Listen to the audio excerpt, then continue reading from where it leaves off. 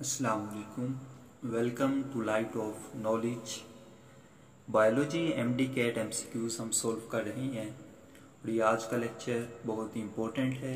ये मैंने थंबनेल भी लगाया है, important lecture, special lecture, must watch.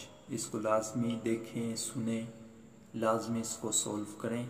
इसमें काफ़ी चीज़ें आपकी समझने के लिए हैं। हर एमसीक्यूज में मज़ीद चीज़ें समझाई गई हैं, तो इसलिए आप फुल ईमानदारी से अपने रजिस्टर, अपनी कॉपी और जो पेंसिल अपने सामने रख लें और ईमानदारी से आपने with in time video pause भी कर सकते हैं।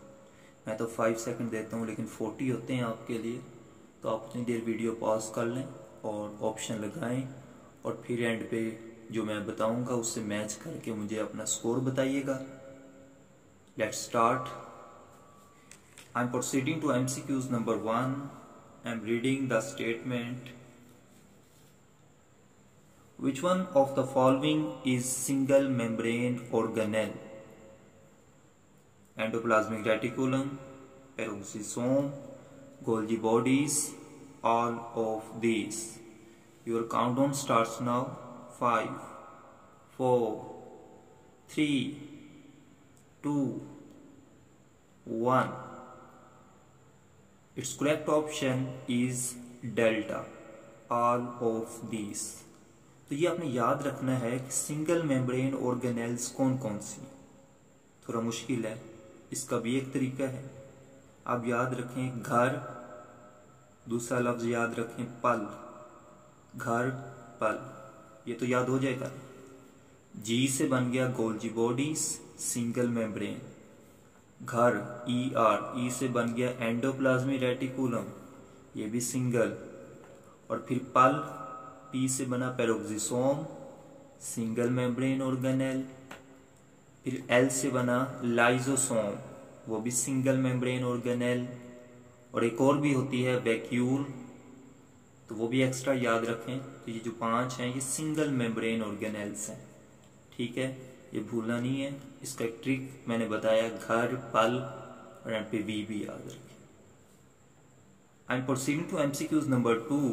आई am reading the statement which are found in mitochondria, cisternae, F1 particles, both A and B, one membrane. Your countdown starts now. 5, 4, 3, 2, 1. Its correct option is beta. Its correct option is beta, F1 particles. आप both भी लगाया होगा काफी ने, लेकिन cisternae इसके अंदर नहीं होते। इसके अंदर होते हैं क्रिस्टी, सिस्टर्ने होते हैं एंडोप्लाज्मिक रेटिकुलम के अंदर। तो इसका बोथ नहीं आएगा, बल्कि F1 पार्टिकल ऑप्शन सही है। और ये आगे लिपोप्रोटीन के बने होते हैं। F1 पार्टिकल्स लिपोप्रोटीन के बने होते हैं, लेकिन माइटोकॉन्ड्रिया के अंदर सिंगल मेम्ब्रेन नहीं, 1 मेम्ब्रेन नहीं, बल्कि 2 मेम्ब्रेन्स होती हैं। ये डबल मेम्ब्रेनस ऑर्गेनेल है, तो ये पॉइंट याद रखें। हर एमसीक्यूज का आगे मजीद डिटेल है और काफ़ी चीज़ें समझने के लिए, इसलिए ये स्पेशल लेक्चर है। I am proceeding to MCQs number 3. I am reading the statement which component is present excess in plasma membrane? Carbohydrates, proteins, fats, none of these. Your countdown starts now. 5, 4, 3, 2, 1. Its correct option is proteins. Proteins. और proteins कितनी होती है? Proteins होती है 60 to 80% proteins. और उसके बाद lipids या फैट्स की बात करता हूँ, वो होते हैं 20 to 40% लिपिड्स होते हैं या फिर फैट्स आपके हैं। और कार्बोहाइड्रेट्स ट्रेस अमाउंट में होते हैं, बहुत कम होते हैं, ना होने के बराबर कह लो। I am proceeding to next MCQs और इसके साथ बहुत सी डिटेल है, ये भी मैं बताऊंगा आपको। I am reading the statement. All living beings originate from और consist of vesicles given by Lorenz Oken, Robert Hooke, Robert Brown, Louis Pasteur. Your countdown starts now. 5, 4, 3, 2, 1।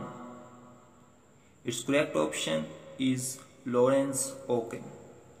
और लॉरेंस ओकेन ने कब कहा था? 1805। मैं यहाँ पे ऊपर छोटा सा लिख देता हूँ। 1805 में ये कॉन्सेप्ट दिया था कि all living beings originate from और कंसिस्ट ऑफ वेसिकल्स और सेल्स। जो सारे लिविंग बीइंग्स हैं, ठीक है, वो ओरिजिनेट हुए हैं या फिर मुश्तमिल हैं सेल्स से, ठीक है। रॉबर्ट ब्राउन 1831 में इंडिकेट किया था सेल के अंदर न्यूक्लियस को। रॉबर्ट हुक 1665 के अंदर सेल को डिस्कवर किया। लुइस पास्चर ने 1862 के अंदर एक्सपेरिमेंटल वेरिफिकेशन दी थी विर्च्यू के हाइपोथेसिस की। इसकी दी थी विर्च्यू के हाइपोथेसिस। रुडोल्फ विर्च्यू ने क्या कहा था? All living things originate from the pre existing living things, ठीक है। तमाम लिविंग थिंग्स पहले वाली लिविंग थिंग्स से ही डिराइव होती हैं या बनती हैं। ये रुडोल्फ विर्च्यू ने हाइपोथेसिस दिया और 1855 में इसका एक्सपेरिमेंटल प्रूफ दिया था लुइस पास्चर ने 1862 में। ये भी इंपॉर्टेंट एमसीक्यूज है, पॉइंट है, तो याद रखना है। I am proceeding to last MCQs number 4।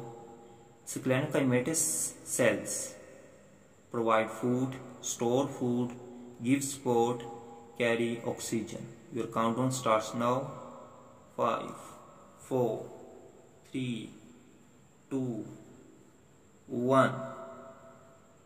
Its correct option is Charlie. Give support. Scalenchymatious cells क्या करते हैं? प्लांट्स को सपोर्ट देते हैं। पैरेन्काइमेटस सेल्स, उनका क्या काम है? Parenchymatous cell they store surplus food. जो फूड सरप्लस ज़्यादा अमाउंट में होती है उसको स्टोर कर लेते हैं। याद कैसे रखना है? एस से स्क्लेनेकाइमा, एस से स्पोर्ट। पैरेन्काइमेटस सेल्स पेरेंट्स जो होते हैं वो अपने बच्चों के लिए फूड स्टोर करके रखते हैं। आप घर आते हैं तो खाना पड़ा होता है, ठीक है। तो इसी तरह parenchymatous cell they store surplus food. इसी तरह कैरी ऑक्सीजन, हीमोग्लोबिन जो होते हैं वो ऑक्सीजन कैरी करते हैं। Thanks for watching. अल्लाह हाफिज़। अपना स्कोर कमेंट्स में बताइएगा।